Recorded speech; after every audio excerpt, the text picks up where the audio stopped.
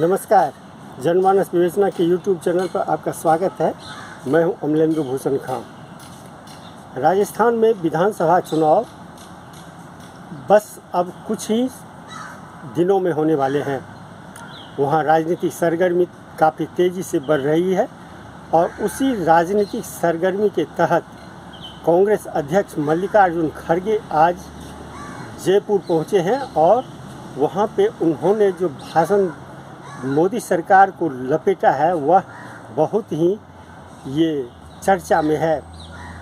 खड़गे ने कहा, जो नए संसद भवन का नींव जब रखा गया था तो उस समय में राष्ट्रपति रामनाथ कोविंद थे, जो कि दलित समाज से आते हैं, और जब नए संसद भवन का उद्घाटन किया गया तो उस समय में राष्ट्रपति द्रौपदी मुर्मू हैं, जिन्हें ना तो कोविंद को बुलाया गया नींव रखने के समय में और ना ही राष्ट्रपति द्रौपदी मुर्मू को बुलाया गया उद्घाटन समारोह में।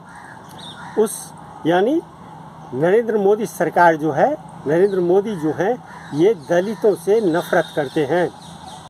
वो तो अध्यक्ष है, राष्ट्रपति है, और राष्ट्रपति को अपमान करते हो और ऊपर से बोलते हैं हमने ये सब बनाया, देखो उनको अध्यक्ष बनाया, इनको ये बनाया। क्या बनाया?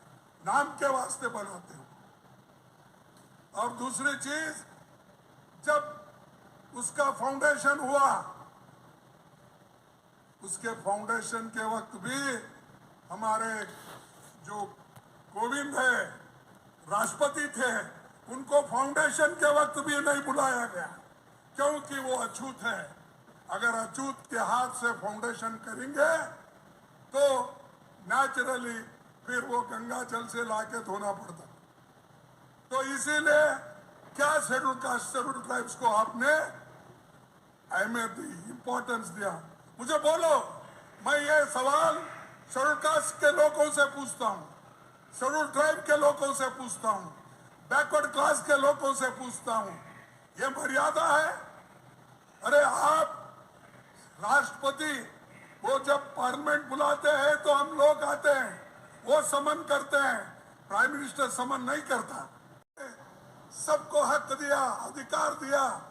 आज इतने लोग जो राहुल गांधी जी का पंचायत एक्ट, उसके तहत आज 14 लाख महिलाएं इलेक्ट हो गए हैं पंचायत में, जिला पंचायत में, तालुका पंचायत में, म्युनिसिपालिटी में, कॉरपोरेशन में। ये किसने किया? 14 लाख हमने करके दिखाया। और आज हमारे बहनें, माताएं, भाई सब रोटेशन के तहत वो अध्यक्ष बन रहे हैं। हर कम्युनिटी के लोग हैं। अरे ये तो बीजेपी कभी भी नजदीक नहीं आने देती। यहां तक कि जो प्रेसिडेंट राष्ट्रपति है, हमारे राष्ट्रपति द्रौपदी मुर्मू जी को वो नए बिल्डिंग इनॉग्रेशन में इनविटेशन भी नहीं दिया, नहीं वहां पर। तो फिर ऊपर से बोलते हैं हम महिला का बहुत बड़ा इज्जत करते हैं। उन्होंने नाम लिया, वो कित्तूर रानी चन्नामा का लिया, ठीक है, झांसी रानी का ठीक है, ये तो इतिहास के पन्नों में ये सब है। लेकिन आधुनिक इस शताब्दी में और जो आजादी के वक्त जो महिलाएं लड़ी है वो सब कांग्रेस में, और कांग्रेस के महिलाएं सब कुछ अपना जीवन छोड़कर आजादी के लिए लड़े। तो इसलिए गांधी जी एक बात कहे थे, मैं ये कहूंगा, गांधी जी ने कहा था कि मैं ऐसे भारत के निर्माण के लिए कोशिश करूंगा, मैं ऐसे भारत के निर्माण के लिए कोशिश करूंगा जिसमें गरीब से गरीब आदमी भी महसूस करेंगे कि ये देश उनका है। इसमें उनकी आवाज का महत्व होगा, जहां ऊंच नीच का भेद नहीं होगा, तथा स्त्री को भी वही अधिकार मिलेगा जो पुरुषों को प्राप्त होगा। ये महात्मा गांधी जी ने बोला। क्या कभी गोलवलकर गुरु जी ने यह बोला है? क्या बीजेपी के लोग इससे पहले बोले हैं? जनसंघ के लोग बोले हैं? ये बात को समानता को माने हैं? पिछले कितने भी उनके भाषण निकाल कर दो, उसमें महिलाओं के लिए कुछ नहीं है। जब यहाँ पर राहुल जी, हम लोग, सोनिया गांधी जी मिलके जब इंडिया का एक आइडिया निकाले, एक होने का जब आइडिया निकाले, तब वोटों के खातिर महिला का बिल उनको याद आया और वो बिल को लेकर वही बात कर रहे कि हम महिलाओं के साथ हैं। तो भाइयों, ये ऐसे बातों में मत आओ, ये झूठे हैं और हमेशा झूठ बोलते ही जाते हैं। आपको तो मालूम है सब जुमले। तो मैं अपने भाषण में राज्यसभा में भी कहा कि भाई ये एक जुमला तो नहीं है, क्योंकि 10 साल बाद ये इम्प्लीमेंट होने वाला है।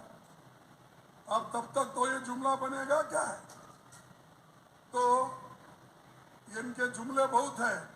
2 करोड़ नौकरियां मैं सबको दूंगा, मिले क्या आपको? 15-15 लाख रुपए उन्होंने देने का वायदा किया था, वो मिले आपको? देखो, एक प्राइम मिनिस्टर इतना झूठ बोलता है तो आप ही सोचिए, कोई भी चीज सिर्फ इलेक्शन के एक स्टंट बनाकर वो करते हैं। तो इसीलिए मैं आपसे विनती करूंगा कि जो महात्मा गांधी जी का सपना था और सभी स्त्री पुरुष को, गरीब को एक जगह रख के काम करने का, तो ये हमको बीड़ा उठाना है।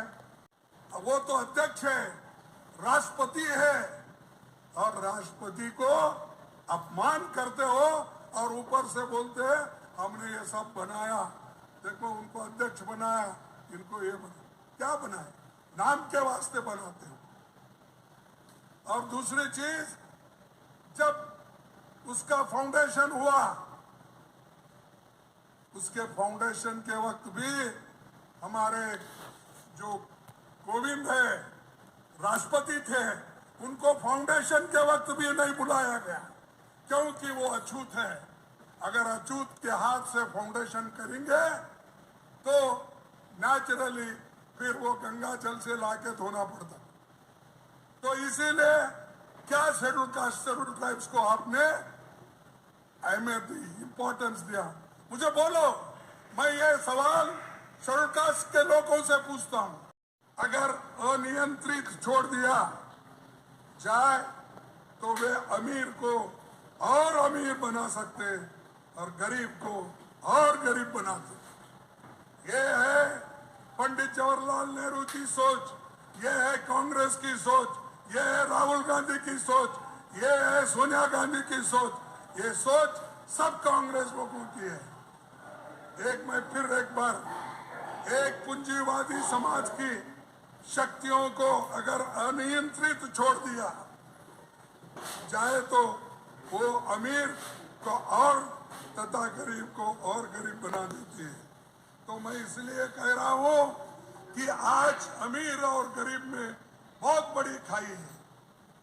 इस देश के 5% लोगों को, उनके पास 62% वेल्थ है, 5% लोगों के पास जो अमीर है 62% है, और 50% गरीबों के पास 3% वेल्थ है, 3% संपत्ति है।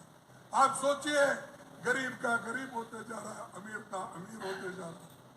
एक आदमी जिसके पास 10-20 हजार करोड़ रुपए थे, आज लाखों रुपए का मालिक हो गया, और दुनिया का नंबर 1, नंबर 2 वो अमीर बन गया है। ये कैसा बना? जैसा कि राहुल जी ने बोला, चंद पूंजीपति लोगों को मोदी सरकार ने पाला है, उनको सब कुछ दिया है और सब कुछ सरकार का लेके पब्लिक सेक्टर्स दौड़ी के काम पे कुछ चले गए, दमड़ी के काम पे बेचे गए। मैं समझता हूँ राजस्थान का एयरपोर्ट भी अदानी के पास ही होगा, है कि नहीं? तो हर चीज अमीरों को बेचा जा रहा है, तो फिर कहाँ गरीब बचेंगे? ये दलित और आदिवासी का फार्मूला जो है, ये आने वाले विधानसभा चुनाव में इसको कांग्रेस पार्टी अपना हथियार बनाएगी। राजस्थान में आदिवासी बहुत की संख्या काफ़ी है और उनका काफ़ी प्रभाव क्षेत्र भी है। आगे देखना यह होगा कि कांग्रेस ओबीसी, आदिवासी और दलित पर मतदाताओं पर अपनी पकड़ किस रूप में पाने में सफल हो पाती है।